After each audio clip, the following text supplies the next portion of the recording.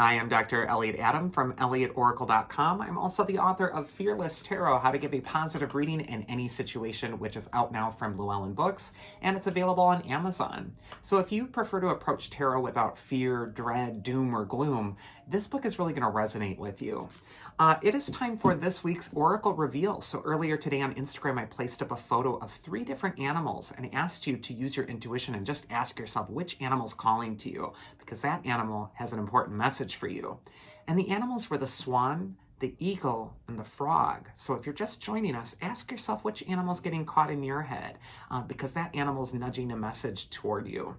The first animal is Swan Spirit, and it says, take the deep dive. And when I think of swan, it's all about transformation, surrender. The swan is the ugly duckling at one point, but blossoms into the beautiful swan. And this is a card or an archetype or an animal that really mirrors our own development, our own perfection of our soul or our spirit. And this card can also just indicate that it's time to surrender and not fight the transformation, but instead, like the swan, to float on the water and just go with the flow. The first card for Swan is where it's best for you to place your focus this next week. And we got the Knight of Cups. He's called the messenger of love in the tarot. He's got the winged helmet and shoes of Mercury, the messenger god. And he's a Cups card, so he's all about speaking from the heart or speaking of love. And so the message here could be that it's important to put your feelings into words. It's also important to follow where your love is leading you. And a lot of people mistake the Knight of Cups as just a lover card or just a relationship card, but he's so much more than that. He's really the one who can guide you back toward whatever your bliss is. And so this could be a time to really heed the call of what you love most. Follow your heart. It knows best. And also, it might be time to articulate your feelings, put them into words. Instead of just having them and having them amorphously affect you from behind the scenes, the Knight of Cups could say that it's time to declare them. It's time to share them in some way.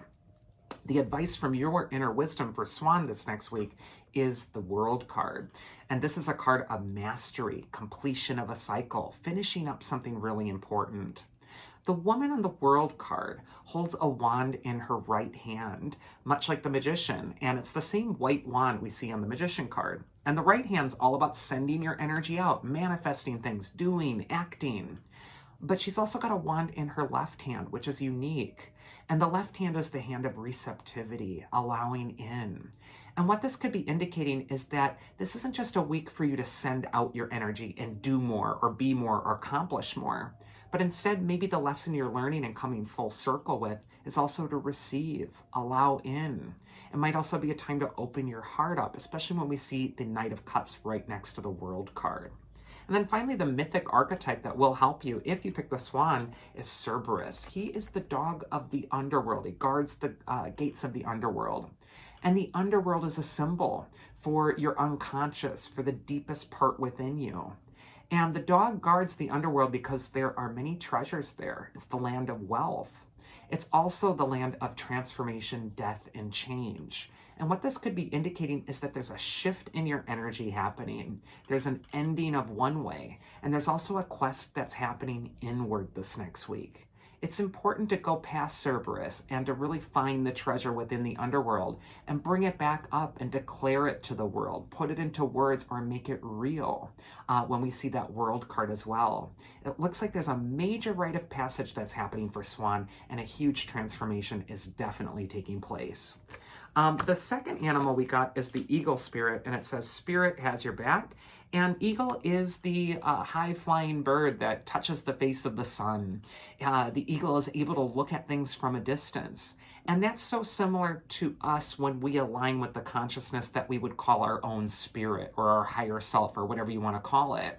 When you're able to kind of detach from the drama of the thing you're angry about or the thing that's hooking you emotionally, and instead circle around your life from above, things become a lot clearer. And then you do get that kind of wider and wiser perspective. So this could be a time to just fly above it. The first card for Eagle is where it's best for you to place your focus this next week. We got the Hangman card.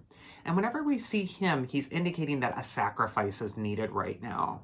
The Hangman is giving up the use of his legs temporarily and turning his posture upside down. And as he's hanging upside down, all the energy is pulling to his head and it's starting to glow. So the Hermit is gaining wisdom by placing himself in a new perspective. And I feel like that's so important with what I was just talking about with Eagle. It's like you have to detach, you have to look from this different perspective at your situation.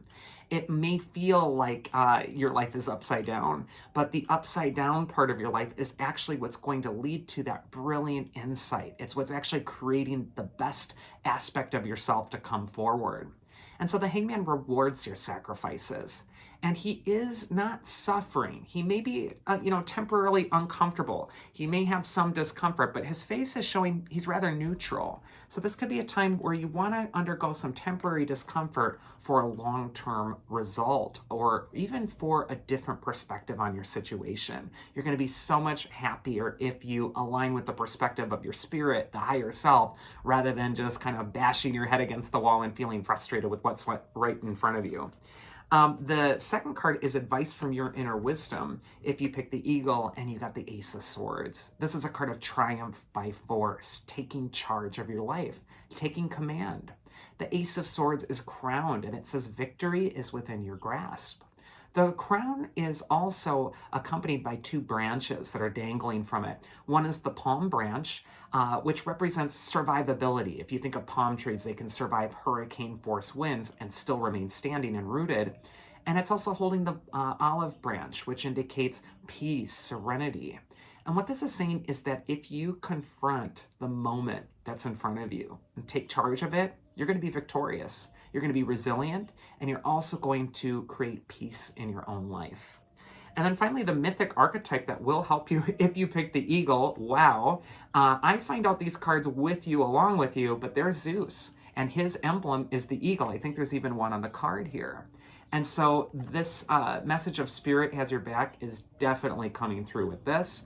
And Zeus could just indicate that you need to fly high above, look at situations from afar, and really see things from that higher perspective, and that will really help you in this current situation as the plane goes above my house. And then finally, we have the Frog Spirit. And this card says, clear out the clutter. And Frog is the croaker who brings on the rain spirits. Frog is all about cleansing, detoxing, and also receptivity. That water element is so important to Frog. It's also a symbol of transformation. So I think that this could be a time to allow your feelings to flow and go through that cleansing process.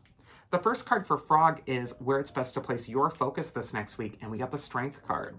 The Strength card features a woman who's taming a lion, and the lion represents all the things in your life that currently feel messy, out of control, almost like if they're just let to run amok, it could consume you. And the lion can be a representation for your fear or your anger or something that you don't feel like you have 100% control over. And the woman is a symbol for your higher self, and she's just gently taming that lion. She's even smiling at it. And it's even licking her hand. It kind of likes to be tamed.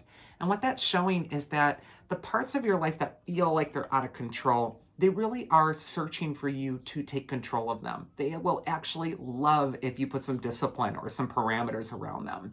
And so what you want to do is really look at the part of your life right now that feels unruly. Don't be afraid of it. Grab it by the bare hands, I guess, or grab the bull by the horns, and actually take control of the situation. The advice from your inner wisdom is the Death card. And death is all about major changes that are happening. I feel like a threshold is in front of you, and it's time to cross it. The frog could be indicating that there's a cleansing moment happening, and there is a sense that once you cross this threshold, just like the Death card, there's no going back. The transformation has happened.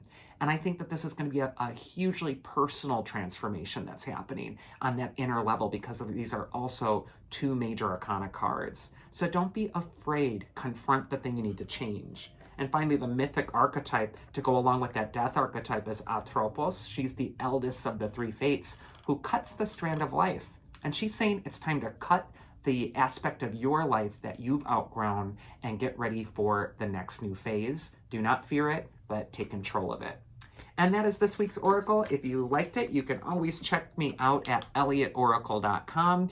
Otherwise, I hope you all have a safe and happy and healthy week. And thank you so much for tuning into these every week. I really enjoy doing them. Take care.